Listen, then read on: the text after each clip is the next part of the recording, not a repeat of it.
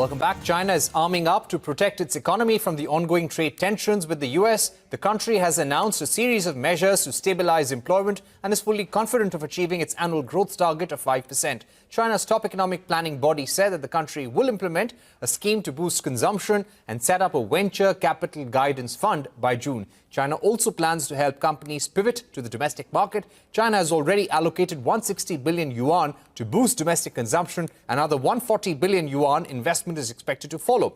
To discuss this, joining us on the show is Curtis Chin, former US ambassador to the Asian Development Bank and senior fellow at the Milken Institute. Thank you very much, Ambassador Chin, for joining us. Let me begin by asking you, Chinese exporters are likely to be the worst hit as a result of the US-China tariff war. Will these measures by the Chinese government be enough to protect them? You know, time will tell, but my gut is we'll continue to see China roll out additional steps to protect the domestic economy. You know, whether it's the United States or China, clearly it's all about a domestic audience. And I was struck by your opening comments that talked about, you know, China's trying to do everything it can to get approximately the 5% growth that they have projected.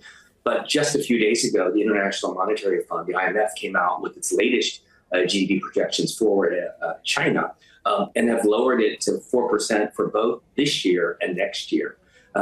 So you believe the IMF, you believe China, but clearly everything is in flux. And I think both the United States and China, let alone every country that's dealing with these proposed tariffs, are trying to figure out what to do next. Right. Ambassador Chin, do you also feel that, you know, we were just discussing in the earlier segment how China has stopped the supply of rare earth minerals to countries around the world and made this into a non-tariff barrier? Do you feel that some of the domestic economic measures will include, subsidizing the domestic manufacturing even more and creating more barriers for companies dependent on Chinese suppliers? You know, it's still continuing to play out, but I think when you look at anything that China might do, you need to focus on the whole issue of stability. I mean, that is the critical challenge for China right now. If you think about the near-term impact of tariffs, of China's steps, you need to think through in terms of domestic employment, what happens to those Chinese workers, no fault of their own, that find themselves without income and a job. You know, and I think more than any major country in the world, you know, China puts the emphasis on stability.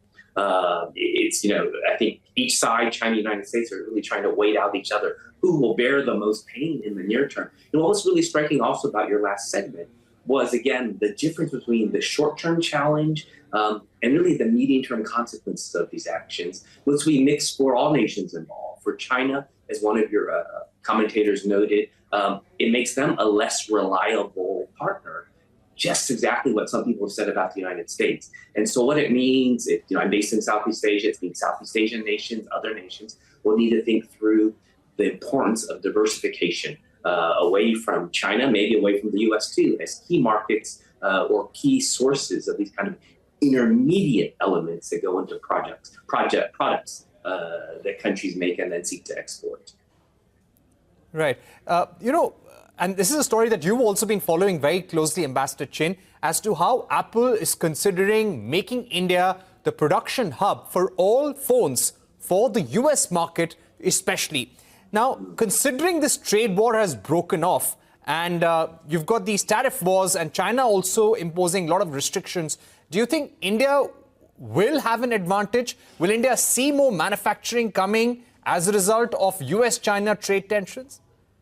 Well, you know, as a big fan of India, I mean, I think that is all of our hope as we think about diversification of manufacturing away from, single markets. You know, I've seen reports already, is China slowing the export, the ability to move some of that knowledge, that manufacturing knowledge from companies, manufacturing lines in China, kind of stalling or delaying that movement to India. No, again, these are all short-term actions. Ultimately, things will shift. We saw that even during the pandemic. The reality of supply chains did shift away from China also to nations like in Southeast Asia, like Vietnam. You know, that continues even though the pandemic, of course, has faded. And so this trade war will end. You know, I think we can all guess when it might end. For me, it's when there is a face-saving way out of this situation for all the major players.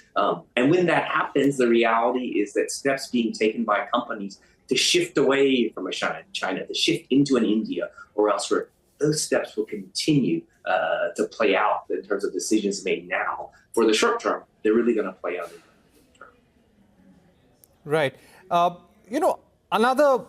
Another point that companies and nations look at while considering any investment is how secure is that country? How safe are the investments there? What is the impact of terrorism and international trends?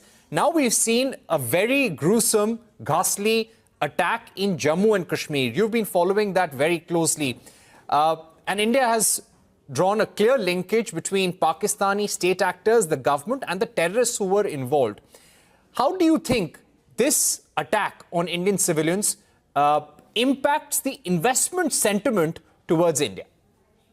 I think for me, and let's hope that it's true, that this is a short-term situation. I certainly stand with the U.S. president and others around the world who expressed their support for India in this situation. The reality is, when I look at all these countries that I deal with in Asia, concerns about terrorism. Here in Thailand, we just had the impact of an earthquake in Myanmar. People are worried in the short term. But the key will be these weeks and months ahead. How will these things play out? For me, the bigger story, we talk about all these headlines right now, the bigger story is the reality that India will also need to think about markets, beyond China, beyond the United States. Actually happening right now, I think, as you know, you've been following also, in Mumbai is the first major summit of something called IMEC, which is like an India, Middle East, Europe economic corridor, trying to increase connectivity between India through the Gulf and then on to Europe. I'm based mainly in Southeast Asia. Milk Institute is based in Singapore, but I'm right at this moment in Thailand, where I support a terrific company called Equator Pure Nature, which just has launched from Thailand into India. This is a company that produces a line of all natural consumer products, laundry detergent, body wash. But what is most critical is that Thailand has lessons learned from its dealing with issues like pollution, concerns about the environment. And I think, as you know well, these are also concerns that take place right now in India, worries about the environment, worries about pollution. So I think India is very smart to partner and to look at opportunities for products and services that they might export to Southeast Asia, westward to the Middle East. Likewise, welcoming Ambassador them in. Right. Ambassador Chen, on the IMEC corridor, that's a very important point. Keeping in mind the current circumstances, the CPEC, or the Belt and Road Initiative, has been a major cause for concern in India for many years now. This makes the IMEC even more important. In the current geopolitical environment, do you think there is appetite to speed up the execution of this project? Are we going to see eye to eye with different countries? What kind of lead does India need to take? Well, I think, IMEC was really launched on the sidelines of the G20. India had a terrific, successful G20, but the test is always what comes of it, what happens with these programs. Whether it's a direct rival to China's Belt and Road Initiative, the reality is that there is a need for greater infrastructure finance throughout Asia. There's a greater need for digital connectivity.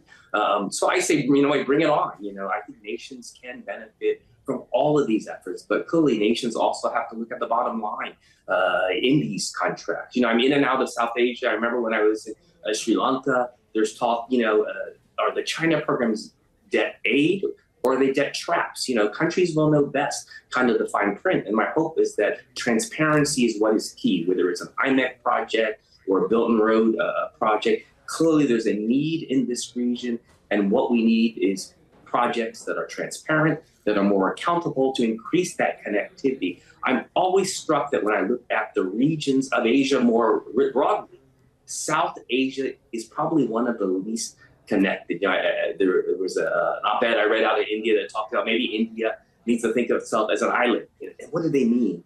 They meant, of course, trade with Pakistan is relatively limited. Trade north with China has its concerns. So they need to look at greater development of ports and air connectivity to the southeast and elsewhere in the region.